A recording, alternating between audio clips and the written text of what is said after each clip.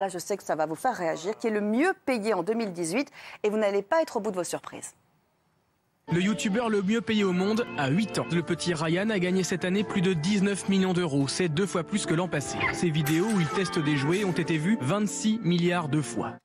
Alors, les 5 youtubeurs qui sont les mieux rémunérés, la source, c'est le magazine Forbes, très sérieux magazine Forbes.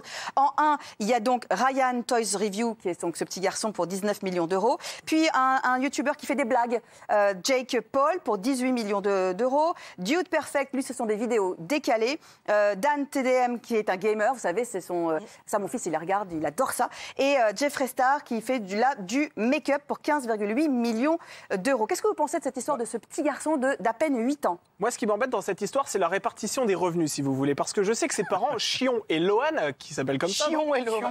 Ils ne bloquent que 15% des revenus de l'enfant qui seront donc accessibles à sa majorité. Mais que devient le reste de cette fortune? Eh bien, a priori, c'est peut-être dans la poche des parents. Et ça me gêne parce que ça veut dire que les parents se font de l'argent. Ça veut dire que vous voudriez qu'on légifère comme on l'a fait pour les enfants qui font du cinéma, du spectacle. Ouais. C'est ni plus ni moins que l'exploitation d'un enfant. Moi, je suis désolée. Enfin, il n'a pas l'air très malheureux non plus. Hein. Oui, mais ça n'empêche, c'est du travail quand même pour lui.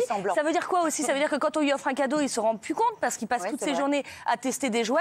Et je suis désolée, mais j'ai toujours ce truc de me dire qui regarde ces vidéos. Alors on sait qu'il y a des enfants qui vont les regarder. Les enfants adorent. Mais oui, mais il peut y avoir des gens un peu dérangés qui vont mater ce genre de vidéos. Et moi, c'est vrai que ça me dérange d'avoir un gamin de 8 ans où ces vidéos sont accessibles à tout le monde, y compris aux plus pervers.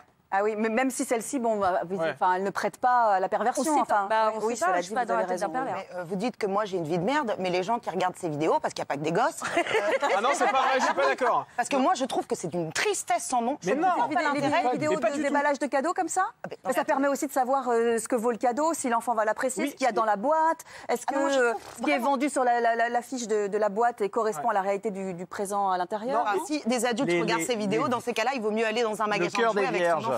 Le cœur des vierges. Je vous entends, vous êtes le cœur des vierges. Oui. Les mecs, les parents et l'enfant. Alors toi, tu dis, il gagne que 2 millions d'euros, le pauvre. Qui, dans le public, 22. refuserait aujourd'hui d'ouvrir des cadeaux et d'encaisser 10 millions d'euros par an? Je confirme. Mais ne soyez pas hypocrite. Je trouve que tu te trompes, Francesca, parce que j'étais un peu de ton avis avant cette émission et j'ai regardé pendant une grosse partie de l'après-midi les vidéos, puisque j'ai enquêté. Vous avez une grosse somme de travail, vous dites J'ai donc. essayé d'enquêter parce que je ne connaissais pas. Donc Il veut savoir ce qu'il va prendre à Noël, c'est pour ça.